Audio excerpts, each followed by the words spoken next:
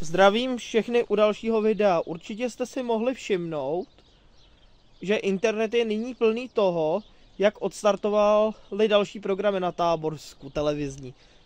Televize Mňau, televize Mňam TV, tuším, že nějaký to hobby nebo něco o tom kutilství. A samozřejmě televize i vodárenství, i Vysočina a televize R. A dost často se stává, že lidé ty programy nemůžou naladit. Tak si ukážeme, čím to je. První archaic. Tak, ale co je základní chybou, že lidé nemají nastaven, že lidé nechytají tu síť, je to velice jednoduché.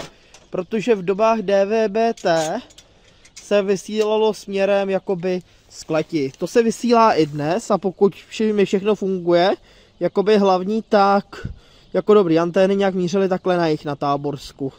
No jo, jenže problémem je to, že tato síť vysílá z takového paneláku, který se nachází v Táboře u cihelny, a jak na to nejsou ty antény nasměrované, tak se dost často stává, že to nepoberou. A my si nyní ukážeme, jak správně nasměrovat televizní anténu, abyste naladili tyto programy.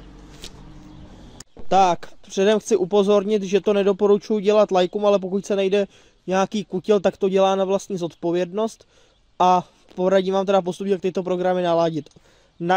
V menu televize či set-top boxu se otevřeme menu a najdeme položku ruční ladění a nastavíme kanál 36, na kterém vysílají tyto úžasné programy. Ideálně budou na to třeba 2 lidi. Vemte například vaši manželku, kdy tu posaďte k televizi a vy kutilové jděte na střechu, případně kde máte anténu umístěnou, a pokud míří na vysílač kleť nebo votice, tak bude anténu třeba přetočit, takhle jakoby mířím na kleť, a nyní, když bych to nastavil tímto směrem, tak budu přijímat i tuto síť. Ovšem, bohužel není riziko, je tam určité riziko, že bych mohl přijít i o programy, které předtím hrály. Takže vůbec nejlepším řešením, jak odstranit problém s příjmem této sítě, já se takhle položím na zábradlí, když by se to jakoby nemělo a nebude to dobře fungovat, tak správný postup pro instalace této sítě je, že si objednám kanálový slučovač a nechám si udělat vlastně slučovač na kanály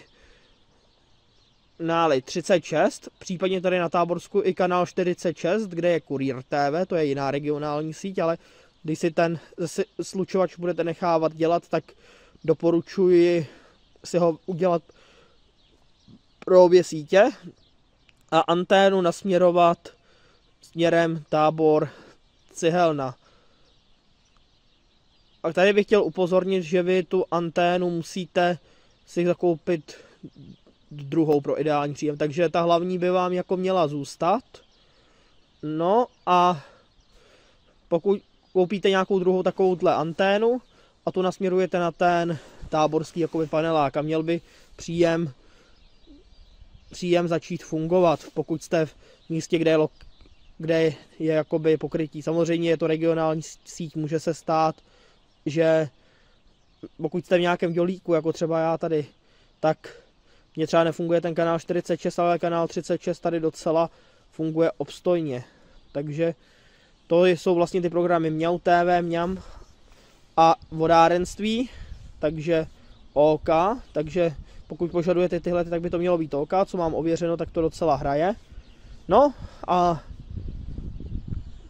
po nasměrování antény na tento vysílač a sloučení těchto dvou byste měli mít jak naše multiplexy z kletě nebo z votic, tak by vám měla přibýt i tyto úžasné programy i vodárenství a tak dále.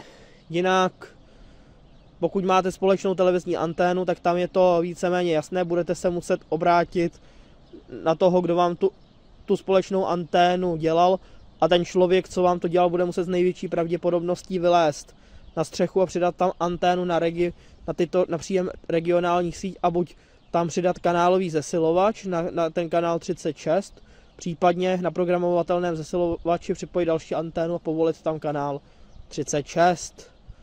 Takže tak, a nyní se budeme... Takže tak. A nyní se budeme podívat, zda kanál 36 chytám či ne. Takže nyní vám chci ukázat kutilům. Pokud byste nevěděli, jak se leze do ručního ladění, případně co to je, tak my si to ukážeme na televizi GVC. Takže máčknu tady tento domeček. Vyjedeme, případně to bude označený položkou menu, vyjedeme takhle nabídka, najedeme do nastavení, tady do instalace. No tak ano, a jsme v instalaci a otevřeme si položku manuální vyhledávání programů. A zde si nastavíme ten kanál 36 a zde bude jakoby sedět ta osoba, která vám má asistovat a vy budete nahoru točit anténou, dokud se vám na kanále 36 neobjeví nějaká úroveň. Doporučuji poznamenat si případně, kde ta anténa byla původně, protože po nasměrování na tu regionální síť se vám může stát, že příjem začne vypadávat a v případě, že by příjem těch ostatních, co předtím hrálo, vypadával, tak opravdu bude nutné použít ten slučovač. Takže tak. Tady nyní na měřícím přístroji můžu ukázat, že po tom, co kolega, který směroval tu anténu jakoby na střeše, tak se mi to tady ukázalo. Kanál 36. Mer je teď momentálně horší, ale správně by měl být 25, nicméně je to pro testovací účely, takže toho se nevšimejte. A já si tady dám, když to proladíme, tak bychom nám tady měli objevit úžasné programy typu i vodárenská televize, Ermňau TV a Hobby TV. Tak a už tady jsou, je tady i Vysočina. Dobrá zpráva pro diváky, co si koupili špatný televizor, jedou H264, takže to ukáže jakákoliv televize, i ta, která nepodporuje oficiálně české DVB-T2, tak pokud chytáte tady tu síť, tak ji můžete využít. No a tím by byl problém s příjmem této sítě odstraněn, takže pokud nemůžete naladit tyto programy, tak je to z největší pravděpodobností, že máte špatným směrem nastavenou anténu. Z tohoto videa tedy plyne, že v případě, že nemůžu naladit tuhle síť, tak mám celkem 3 možnosti. Pokud tomu nerozumím, pozvat si nějakou odbornou firmu, která mi problém vyřeší. Věc číslo 2. Pokud jsem technicky zdatnej, rozhodnu se přidat další anténu do rozvodu. A to tak, že si nechám vyrobit kanálový jakoby slučovač, to znamená, že si udělám slučovač REST a na druhém vstupu budou kanály 36, 46. Nebo pokud jste opravdu technický fanda pozemního vysílání, tak si poříďte programovatelný zesilovač, ale ten začíná tak od 5000 a je to spíš pro technické fanoušky. Takže tak. No a v případě společných antén opravdu nezbyde nic jiného, než se obrátit na vaše SVJčka, aby se domluvili s firmou, která vám to spravuje a zajistila servis společné antény a případně došlo k doinstalování další antény a povolení toho kanálu, na kterém se tato síť vysílá.